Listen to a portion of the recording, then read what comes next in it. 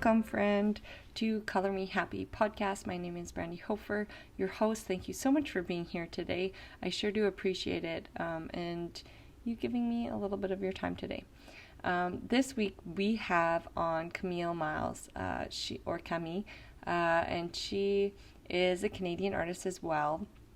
And I met her through another art community, the Art Queens, and other things. We've been chatting for a while, actually. So turns out if you send someone a message on Instagram, they can become your friend. I'm sure you've experienced this as well. So we became Instagram friends, and I'm sure one day we'll meet because, well, Canada's really big, so it's not like she's my neighbor. She's probably a 5-hour flight away, so pretty far. But I love chatting with her. Our kids sure interrupted our podcast hard. Mine the most. Fridays are getting chaotic. Anyway, I won't get into that. I don't want to stress you out. We all have enough of that. What we talked about in this podcast was, and what it made me think of was doing one for you. Okay, so what I mean is, all day, all week, all month, all year, our whole lives, in fact, we do these things that we are expected to do, right? We go to school, we do more school, we go to work, we're kind of like churned out in a factory almost, which is true because industrialization and all that stuff, which I also don't want to get into, but it wasn't the greatest environment for creatives to thrive, let's just say. So what happens when you do one for you? What happens when you choose that now is the time in your life to pivot? Take the plunge. Let the fear shake off you like leaves shedding from branches on a golden fall day. When do you decide that you do one for you, right? When can that happen? Because that can be really scary. And Camille talked about her big shift in her life and how she's making it work. So I know that's every artist's fear is like quitting or a lot of artists' fear is like, what happens if I quit my full-time job and go at it as a full-time artist? Or if you're like me, go from a full-time artist to, actually my jobs are all really art related, so I don't think it's the same. I did end up quitting my job. It was in performing arts, working at a performance art venue, but not really like my jam. Not at all, actually. But it was fun, and I was doing a lot of marketing and stuff. But like, it was still, a 40-hour work week, which didn't leave a ton of space for my creativity. But I did keep up with a really strict creative routine, and we talked about that in this episode, and that really is showing up for your practice every day. It's really easy to get into that routine, and that small habit of doing that will change everything, I promise. So don't feel bad if you're not ready to pivot or take the plunge, like I said, but there are ways for you to chip away slowly, and all those little chips, or they're like building blocks to the foundation of where you're going. And I talked about that a lot in the last episode. So you can tune into that. I talked a lot about getting dressed. Getting dressed is the hardest part, and then getting dressed and then playing the part. So sometimes, like I said, we do things, but they're all essential to where we're going. And it actually reminded me of, this whole story reminds me of, I was listening to the Glennon Doyle podcast. She does it with her partner, Abby, who is an uber famous soccer player. She is clearly I'm up on the sports. She's a very famous soccer player, female soccer player. And their podcast is really fun. And they had Natalie Portman on. And Natalie Portman was talking about the film that she was in, that she won did she win a Golden Globe and a Oscar? I'm not sure. She won stuff for it, as lead actor. And she talked about the process in filming, and the director, she would follow the script and follow the directions of the director and do the scenes, and then the last every scene he would say to her, okay, now do one for you.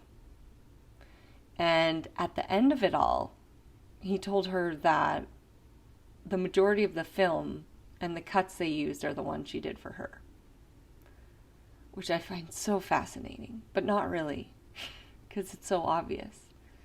When we do one for ourselves, the magic's there. When we don't do things all the time for other people because we're asked, what happens when you do one for you, right? So enjoy this conversation with Camille, and I hope you have some takeaway from it, and it helps you process things and figure things out, because I feel like we continually need to do that in our lives, and we never get to a point where we've made it and we're done. Everything sucks some of the time. That's a Mark Manson quote. And it does, no matter what. So you have to choose where you want the suckery, right? Where do you want the suckery to happen? Where do you want to be?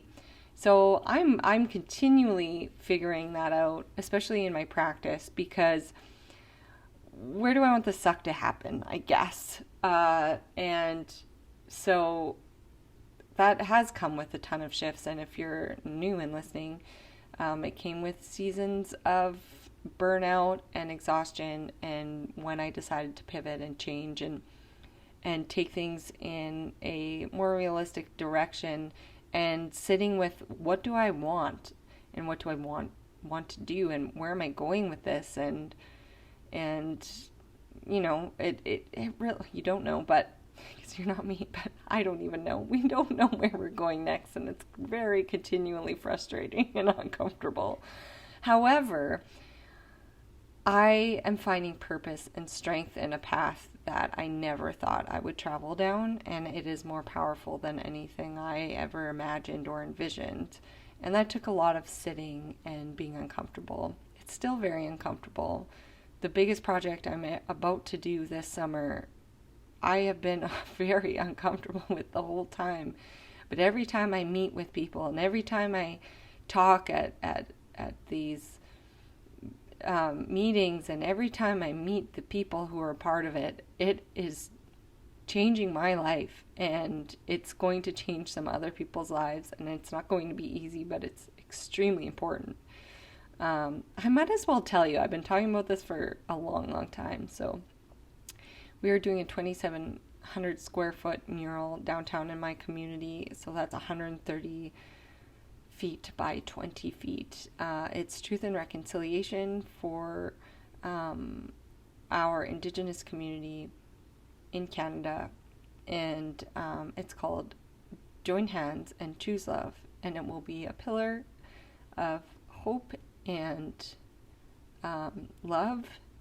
And I'm not going to describe the whole thing to you, because that would take 20 minutes in itself, maybe more, with what has been going on with the planning and process with it all. But it is extremely special, and I'm so honored to be a part of it, and I'm so honored to do it with my community.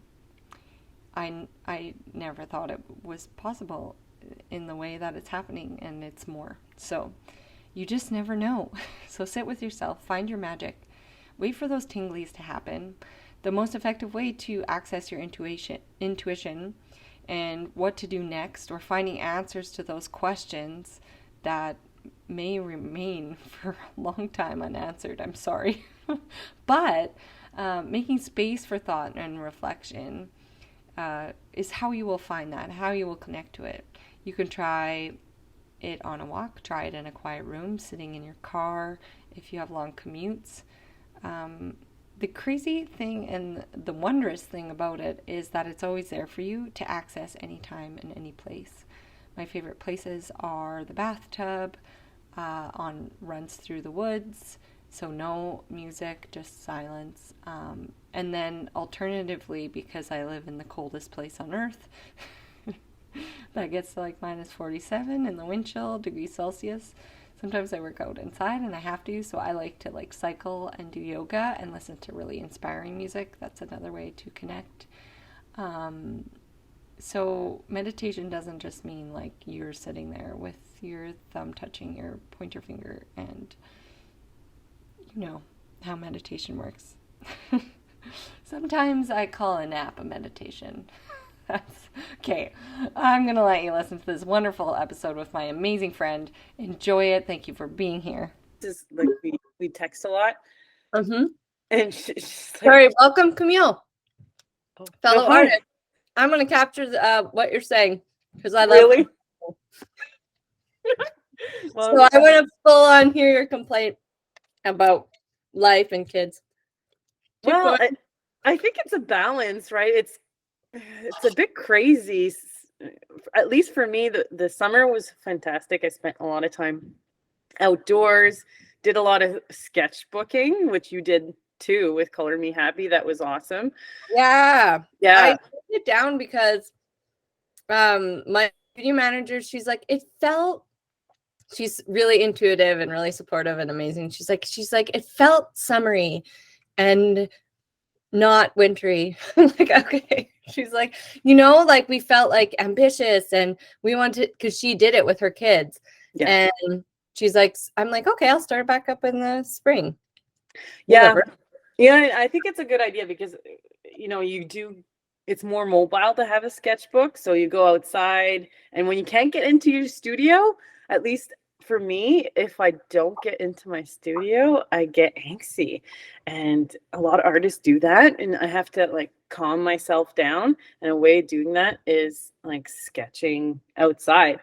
So yeah, that since September, I was itching to get back in the studio because I was doing a lot of like sketching outdoors, which is fine. But now with all this, like getting kids sick, I have 3 little kids, and they're fantastic, and I love them very much. But, go ahead and complain. They're not going to listen.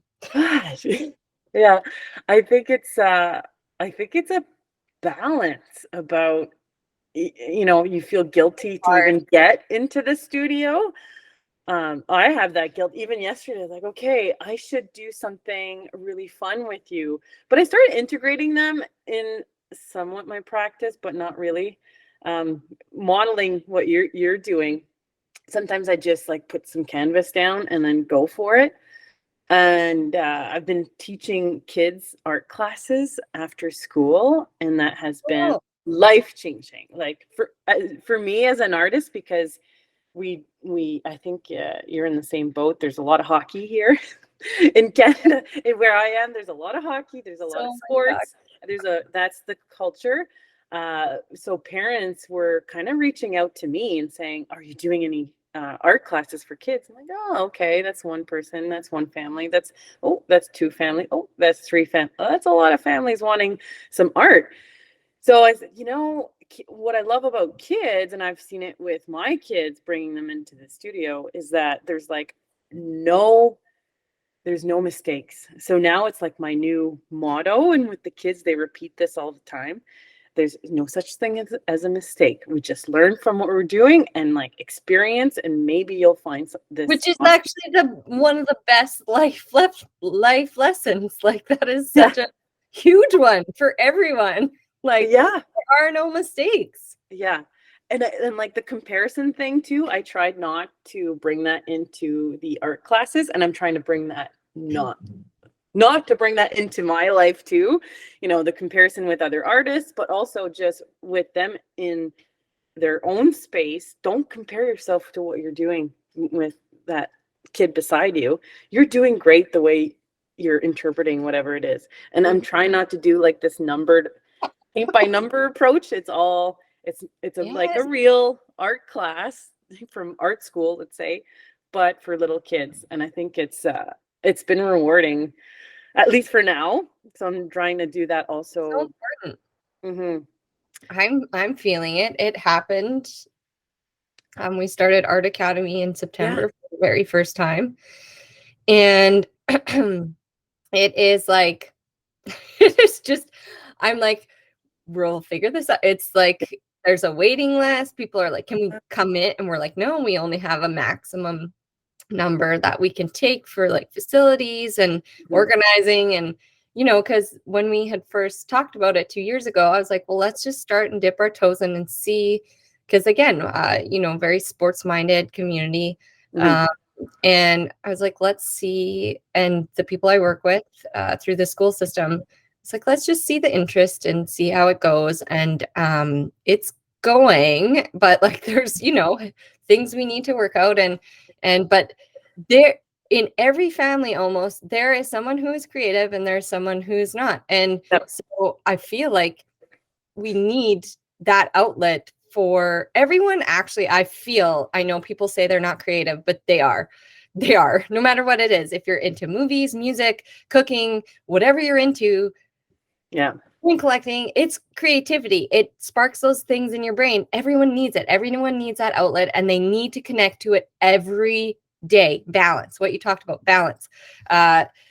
So why aren't we having the balance in our systems? It's so important for these kids to learn those skills and then take those skills and integrate them into adulthood and create work life and creative life and home life. And from my own experience, like it just makes life better. That's I agree. And then like I think being creative, you can bring that joy to others, not just kids. What I'm doing now is also I started working with women in my community. I've been doing like these hike and paint events. Nice. Right. You know, I got all the supplies and I even got a grant because this women's organization was seeing what I was doing and said, oh, we want you to offer this for free to the women in your community, in our community. Wow. So because I was stressing out about like, oh, okay, if I'm organizing and launching this, because I think it's meditative in a way, and I can teach people just to just have a sketchbook and just go. It's only for you. It's like a visual journal. You know, put some words in that in the book if you want. So I was trying to bring that, and then nature bathing, kind of like the forest bathing idea. So bring that all together in an experience. Yeah, and this organization said, I love this idea. Just here's enough money for all your materials to set up to pay yourself, you know. So I was like, okay, this is what I'm meant to do.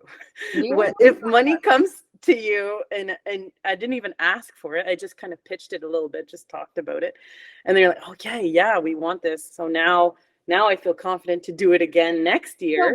In a way you never imagined, like you didn't plan it out, but it happened, and it probably happened better than you expected. I always talk about that. We always have these plans and stuff, and we never leave any room for, you know, more to happen. And look what happened, like so much more, and you're going to do it again. And it doesn't seem so like scary or like it's not available to you or anything like that. Right. So that's pretty cool. How did they discover you? I'm curious because like a lot of things happen to me through Instagram or social media, but how did that one happen for you? Well, that partnership, I made it happen. So nice. You are your own best advocate. Yeah. And I think you have to just go for it. Yeah. And I've had a few of those, like you just go for it. You have an idea and you build these relationships with people. So for that partnership, I had created this installation this summer with the women in my community. I had a burnout last fall. I had this really. First messaged me? Is that when you first messaged me after you burned? Yeah. I had a burnout from. I had this, you know, great job, like the dream job. At least I thought it was my dream job. It's a great job. Park superintendent with Parks Canada. So I was managing a lot of people, had a lot of responsibilities, and, you know, 3 young kids, pandemic and everything, and being an artist on the side, always an artist, like I went to school, all those things. But, you know, sometimes artists become really good at their job, and then you rise through the ranks and you're like, okay, I'll do this, I'll do that, and it was rewarding and all that, but something was missing. And then I had this snap. It's like, oh, after a few public art sculptures I was doing, and Very incredible, by the way. So if anyone wants to check out her public art installations, you have them on your Instagram and stuff like that. And website too? Yeah, website too. Yeah. So they're amazing. Anyways, keep going. Sorry. Thanks. No, I love doing the public art and community art projects. So after doing that, I was starting to become a little bit of I don't want to say like a local celebrity, but people knew who I was and were seeing me as an artist, not a park superintendent. So my identity kind of shifted. And I was like, well, I've always wanted to be an artist. That's why I went to art school. I did all the things. I went to art school in Montreal and in Ottawa. And after art school, I didn't really have the confidence to become, because it was it was the whole gallery at that time, early 2000s, like 20 years ago, I guess. It was, you need a gallery to make it, or, that's the public, that's the commercial side. And if you don't want to sell out, you have to go to the public art route. And let's talk about that for a second. Yeah. Because I lived in that same time and world coming out of art school. And what we had just mentioned before is you are your own best advocate. So here you are waiting for someone else to do it for you, applying to galleries, going to meet galleries, touring galleries, and then getting into a gallery, and then having your own solo show. And this takes years and years and years. And then coming out of it with, and I'm not undermining the gallery, but as an emerging artist, when they take 50% of your not so high sales, you're not coming out on top. I can tell you that much. So there's 7 years. And it's just, okay, so and then they're representing how many, a big roster of like 40 other artists. Yeah. No one is going to do this but you. Yeah. You are your own best advocate. And the worst word that someone can say to you is no. Like, okay, then you'll move on. That wasn't the path for me. And once that shifted for me, where I was like, and I had done that world for over 10 years at that point, I was like, no one's going to just hand me you're going to sell all your art ticket and you're going to make a whole bunch more. And I've met artists who are on that path, and it worked for some, and some decided to go solo or independent because it was like too much of a demand. So there's like a scene, right?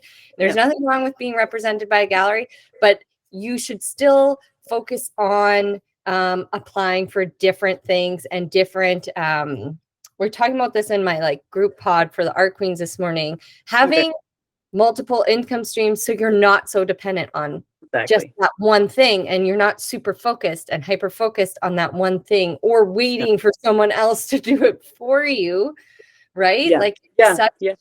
It's such a big thing, and you advocated for yourself. You decided you shift, I shifted completely. I think you have to find the models that you can look up to and see that it's happened for them, so if you can see that people have diversified their income, that it works for them and they're still artists, you can see that it's possible. When I was younger, I think after art school, the models I would see, because I actually worked at a public art gallery as well as the National Gallery of Canada.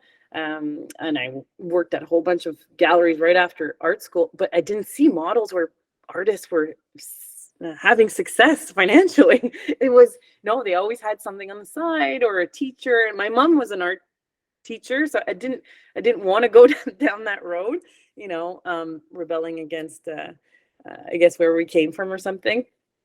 And I just, I wanted to just find my way, but also I was going to go do my MFA in Montreal, and I went to the first this was a big shift for me. It was the first introduction class with all the artists there, and they were all so like, I felt established or amazing. Even though like I won a whole bunch of awards, I was confident in my work. I was doing a lot of installation work, but they were out there and they were saying, and I felt all of them had like this voice already, and I still didn't have that, and maybe I still don't, but I'm figuring that out. And I don't want to say I dropped out, but I said, you know what? I'm going to press pause on this MFA and not do it because I need to find myself. I need to have something to say. So I actually completely shifted, and I went and became an archaeologist in the yeah in England a little bit, and then I left to live in also home. I feel like that's just another part of who you are. Yeah.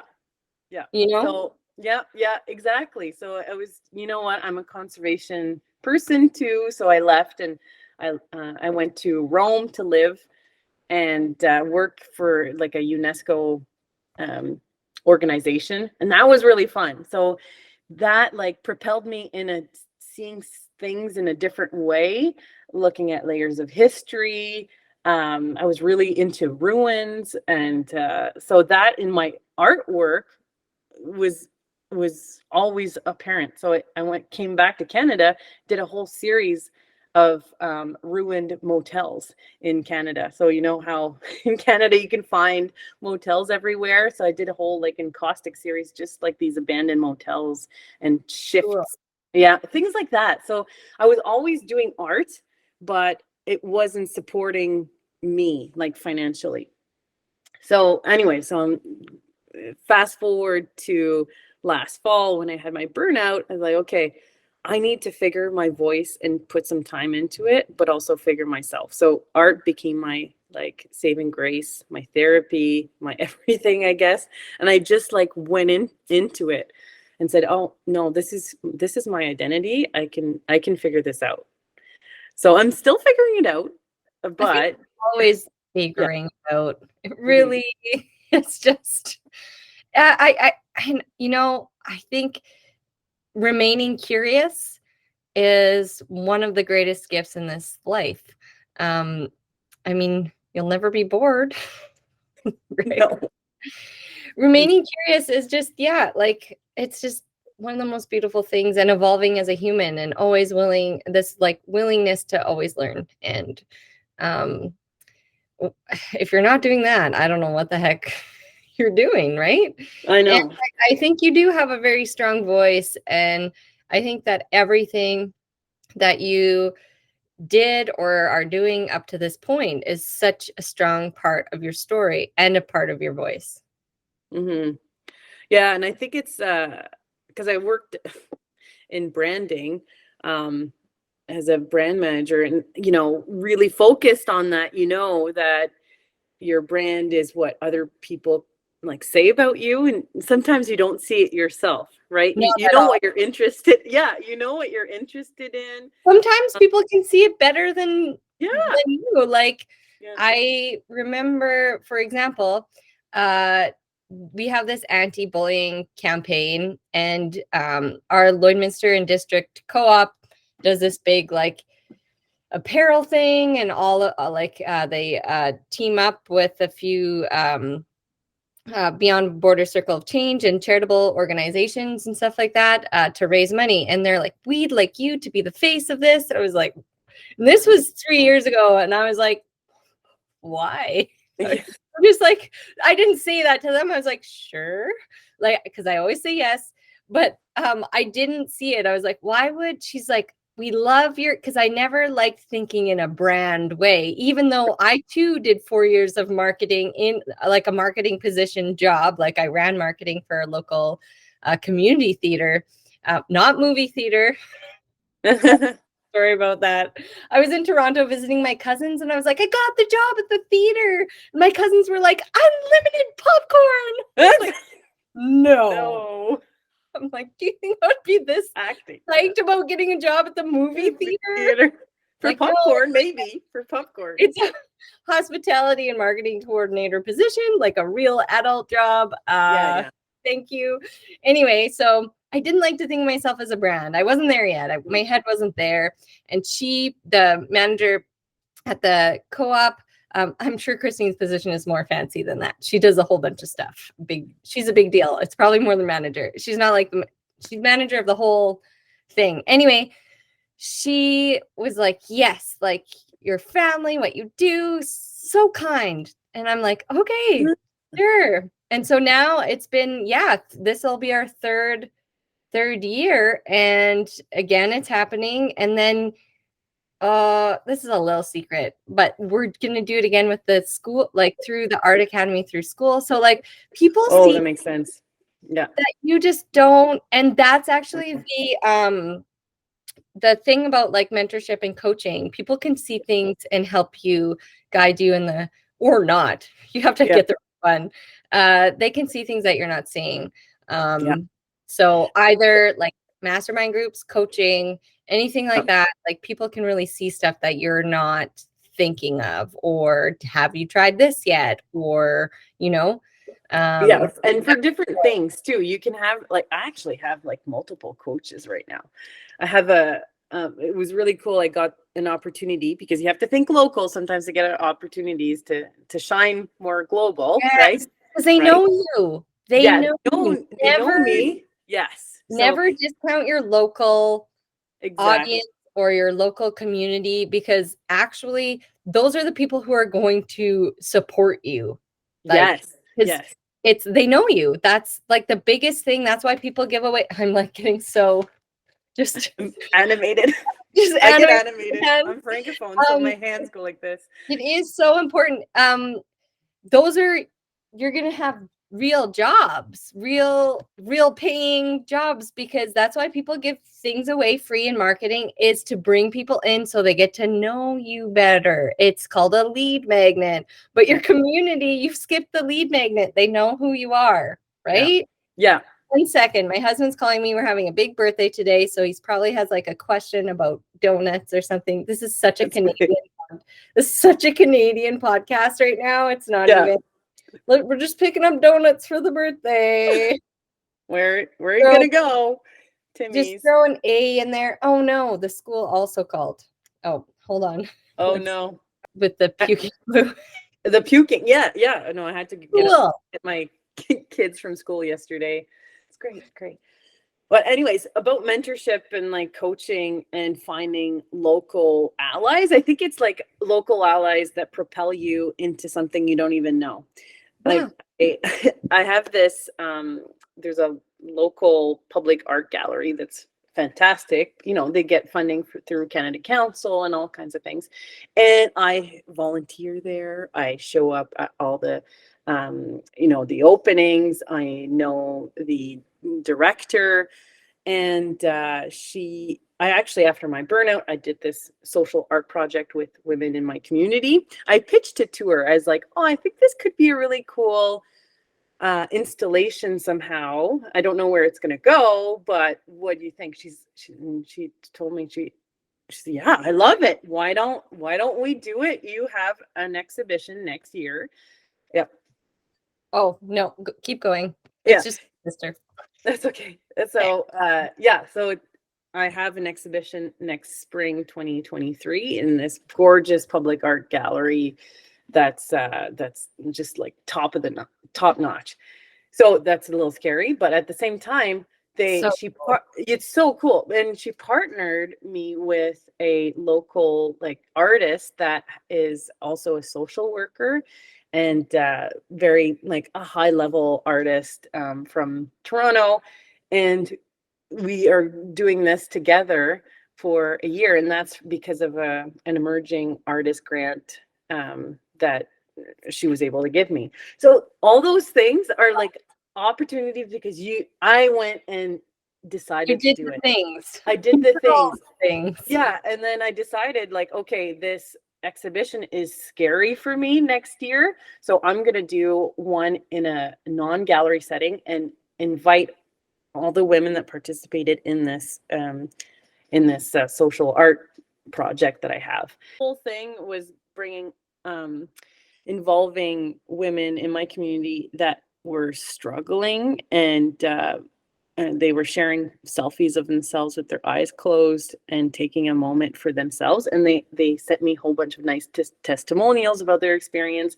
And then I took all that and created like an art installation, but it didn't live in the gallery. I was like, okay, I should do this in a somewhat of a community setting. So I partnered with like a mental health organization, and then they loved it so much, they partnered with other mental health organizations, and then it became like this whole event that was only 2 hours long, but we had like around 100 people come from our community, women that would never go into a gallery, previously, right? So the whole idea was to do that.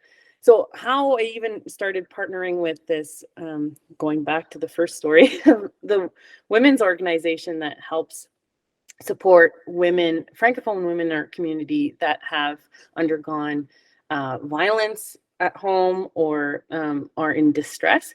So this organization saw what I was doing and said, you're like elevating the voice of women in our community that normally don't talk about all these issues and mental health with women. Here's a grant. To how much did your event cost? And I told them, because it was all my pocket, right? And that was making me nervous. And this organization just paid for the whole thing. So, but it started like this beautiful partnership where now I'm doing once a month, I'm doing art workshop with these women, so I can hear stories, I can offer them like this art therapy or healing experience. So that's been like really rewarding to do. So important. And that's a thing too. Why are we doing this? What is your why? That is, I've been working with my friend Heather, who people might have heard on the podcast before. We talk about sex on the podcast, but Heather actually, she's a therapist. And so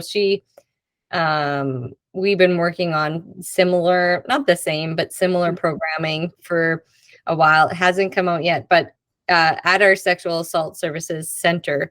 And why are you doing this? Why are you putting together this collection? That's such a strong thing. And when you talked about why you didn't want to do your master's program and you didn't have your voice, like this is something that when it's not so scary to shout out loud with your voice, when you're supporting other people, when you're constant for information and support, and that what you're doing is a beautiful thing that will help others. It doesn't seem so scary anymore. And other people are obviously gravitating toward it and seeing the relevance in creative therapy and stuff like that. So I love that beautiful path for you. I'm working on something right now where we can put funding back into exactly that, is like creative trauma programming. And so why do I want to be successful? So I can give back to my community who has given me so much. Not just that, I probably would have given back regardless, but it's what was, who's that guy? He's super famous podcaster. He had the Baby Steps Millionaire guy on, but the Baby Steps Millionaire guy said, how to become a millionaire, whatever. It's their like financial program, all that. They're trying to sell you stuff. But anyways, his biggest piece of advice was giving back. And I know we talk about it a lot in the podcast, but like that doesn't have to be just monetary. It's time. It's volunteering. It's a compliment. It's just the way it makes you feel and the way it makes you radiate compassion and love. It just attracts others, and it's just a nice life. I love that. I'm trying to do that. Becoming a millionaire. Yeah, hopefully that becomes,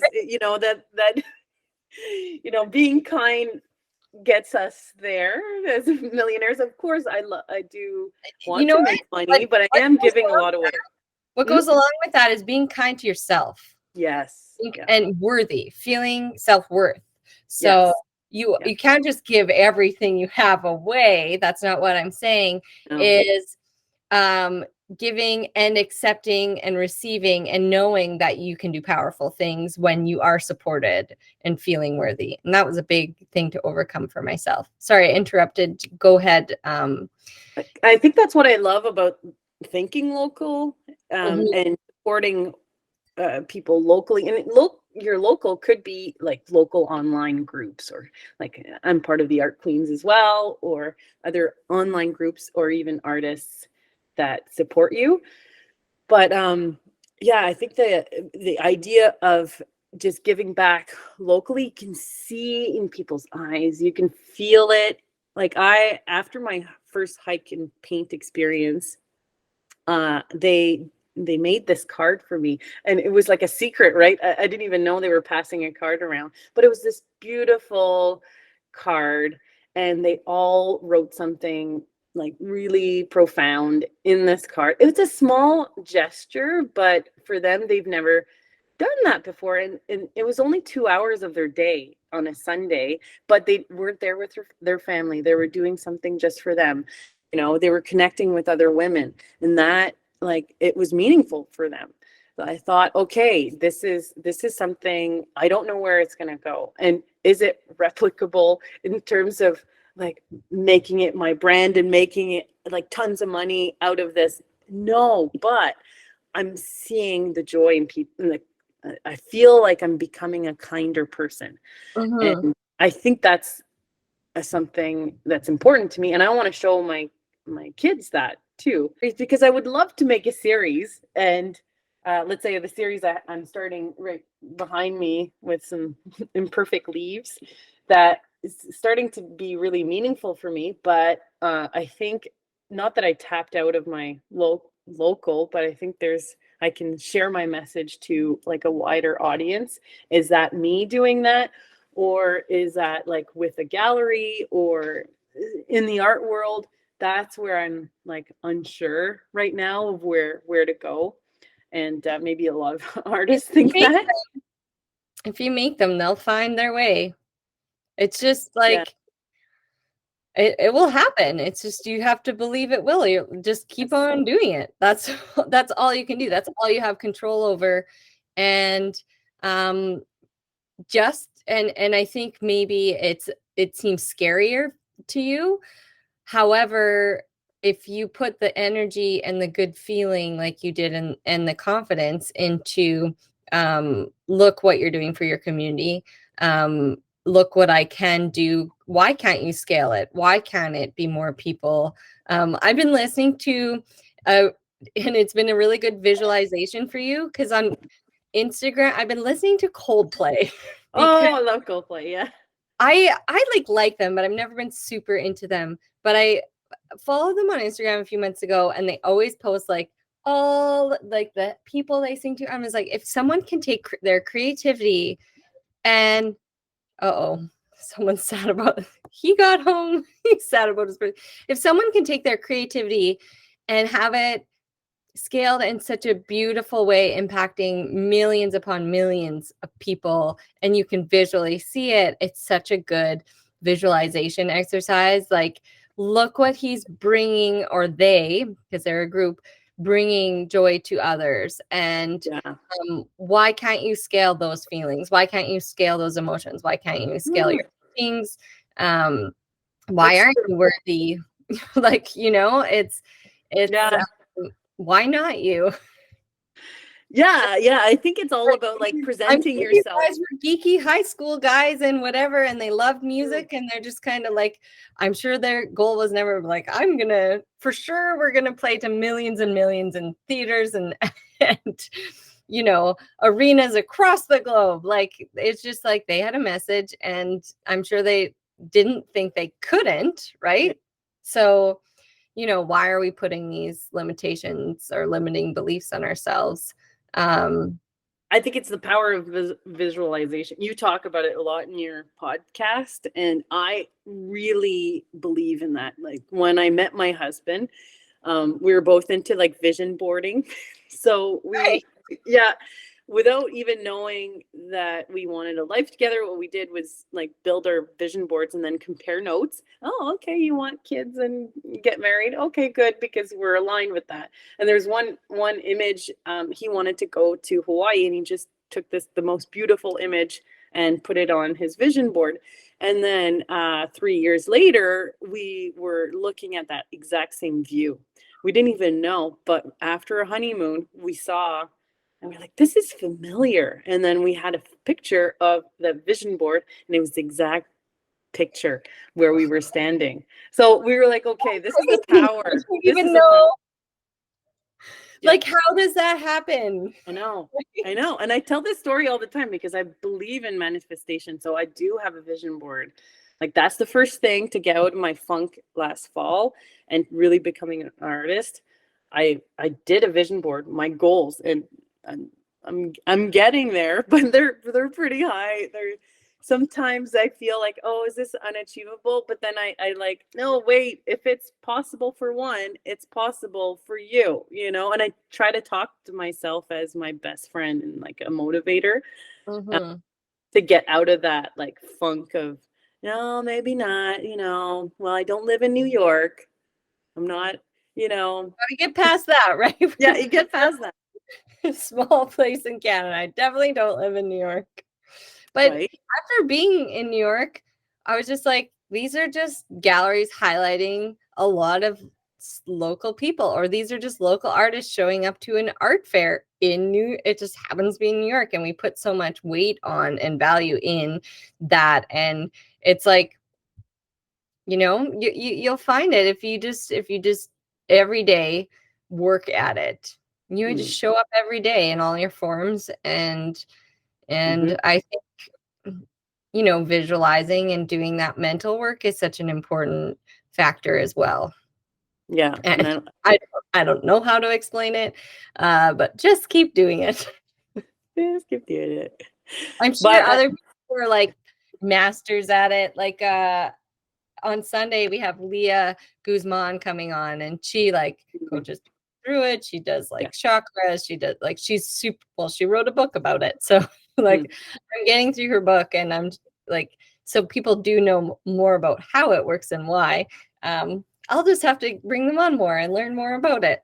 But well, I'm doing that locally too. There's like these groups of women, and there's like these secret societies in locally here, all about helping other women manifest their dreams and like look at limiting beliefs. And that has been great. And using meditation, even like I just released some merch products for holiday season, and that was my first time doing it, right? That was like, okay, this is, how am I going to do this? I don't know, but I've done product branding for others before. I can do it for myself. for And sure. just focus on that. So I put it out in the world, and then I was like, you know what, I need support locally. I'd love to get into a shop.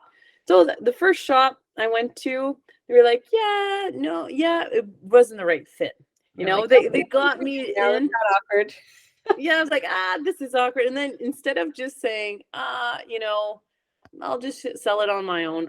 And this idea of having a physical location is just like, stupid. Get rid of that idea.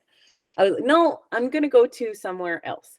So I went to a more high-end store, where I think my audience would be a little bit more aligned. And I sent her an email, the owner, and she didn't respond back. I'm like, ow, another kind of rejection. I can't take this anymore. But I decided to take my products because I believed in them. And I just went to see her at the store and said, hi, I'm a local artist. Oh, because of all my public art sculptures and being involved locally. And she's like, oh, I know who you are. Yeah, of course. And she just loved my stuff.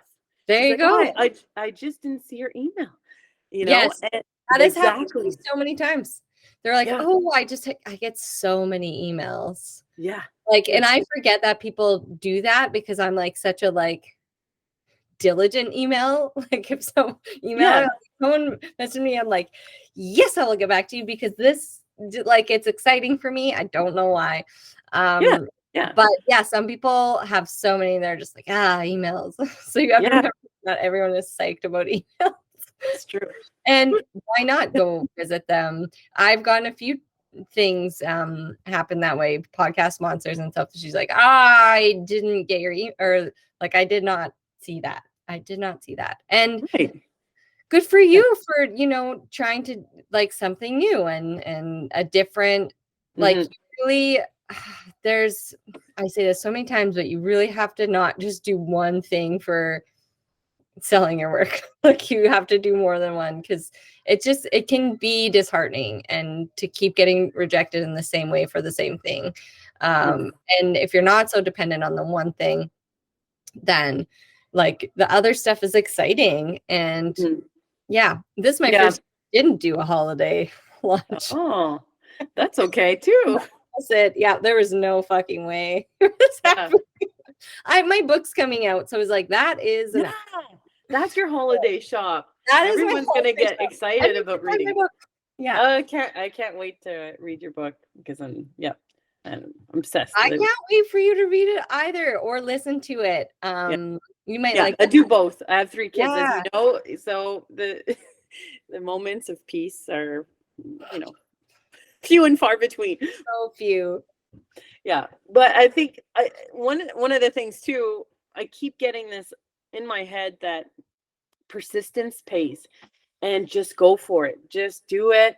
So the shop idea now, I'm partnering with her, and she has opening a new shop, a home decor shop, and it's going to be even bigger and better. And she's offering me a whole space for all my stuff plus my original art. Like, yes, that's what I need, right? Yeah. Oh, and there's okay. Hi. Yeah. Putain. Vas-y. Okay. I have my kids coming in. Okay. You know what? It's okay.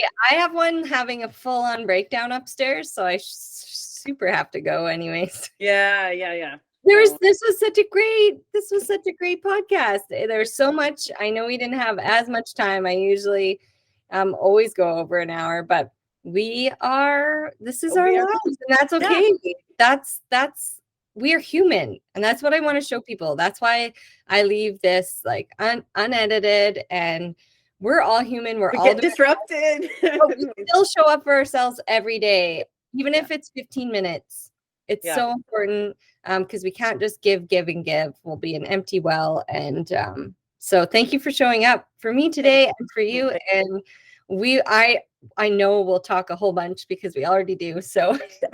Well, thanks for having me. I was really, really happy and honored to share a little bit of my story. Where can everyone find you? I'm on Instagram at Camille Myles with a Y art. And my website is pretty simple. It's CamilleMylesArt.com. There we go. Thank you, Camille. Thank you. We'll chat soon. Sounds good. Okay. Good luck with your kiddos. Bye. Bye. Thank you for listening. This was such a fun episode. It did get cut short, so I apologize. But there'll be more coming at you in the new year, especially when it comes to learning in classes. I'm really excited about our custom artwork class, and it is the reason I have the client base I have today. And so I want to share my methods, contracts, client relations, all those things that I've learned in the 16 plus years that I've been doing this, and taking on those clienteles. That clientele, that's better. And time is running short because my neighbor has my 3 kids, which means she has 7 kids right now. And that is our lives. So time is always running short all the time. But thank goodness she did, because I wouldn't be talking here with you and witnessing these beautiful moments of magic together. So I want you to connect to your magic. Find quiet space every day, no matter where. You can fit it in. You can fit this in. It's for you. It will make your life better. It will improve your life like tenfold. I was a non-believer and I became a believer, and then you just drink more and more Kool-Aid as it goes on. So trust me.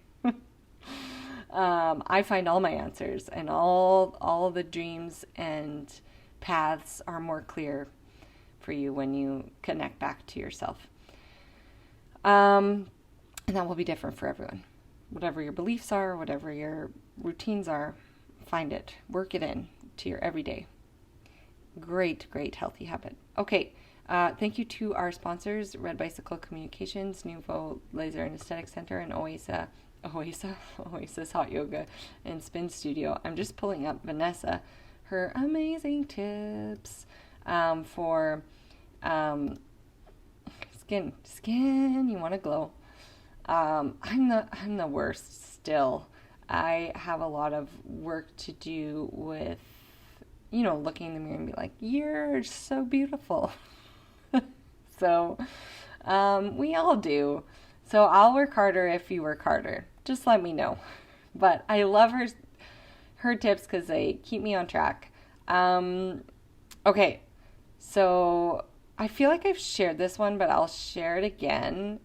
And again, this is going to look different for everyone. Invest in skincare that actually works. So I've been trying the more natural path.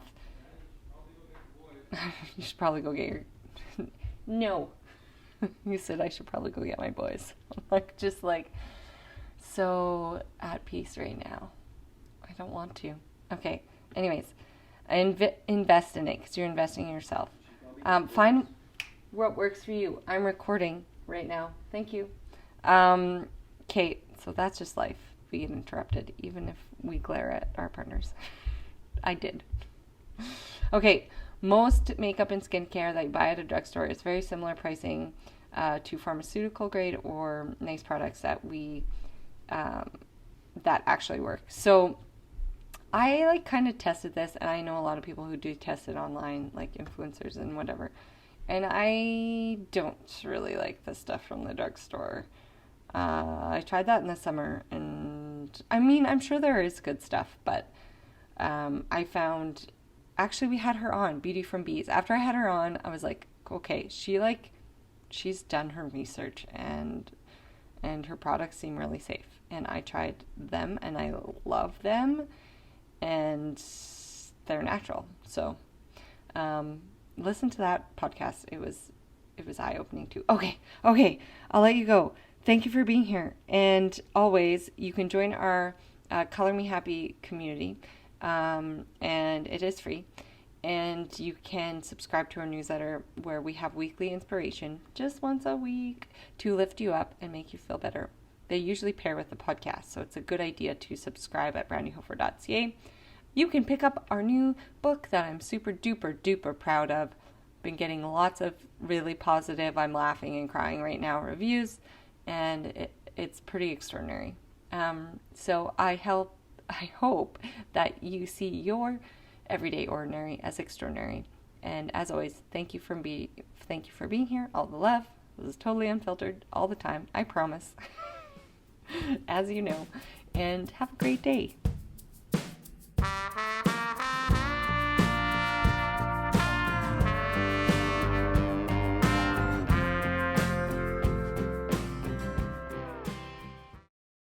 If you're looking for some time for yourself to relax, release, and unwind, Oasis has the perfect space for you.